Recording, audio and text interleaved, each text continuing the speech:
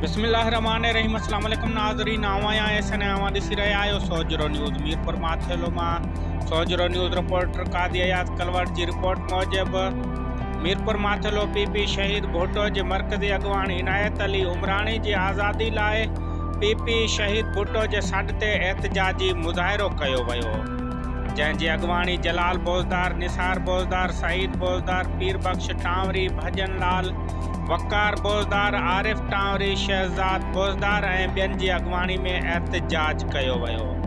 उन मौक़े ते अगवाननि चयो त पीपल्स पार्टी हुकूमत बोखलाहट जो शिकार थी वई आहे, जंहिंजे छाड़तनि पंहिंजे आकाउनि खे राज़ी करण लाइ पीपी शहीद भुट्टो अगवान इनायत अली उमरानी खे कूड़नि केसनि में फासाए खंयसि इंतकाम वरितो पियो वञे। हुननि मुतालबो कयो त बिना देर इनायत अली उमरानी जा कूड़ा केस ख़त्म करे खेसि फौरी तौर ते आज़ाद कयो वञे, ॿी सूरत में एहतजाजी तहरीक वसी कई वेंदी।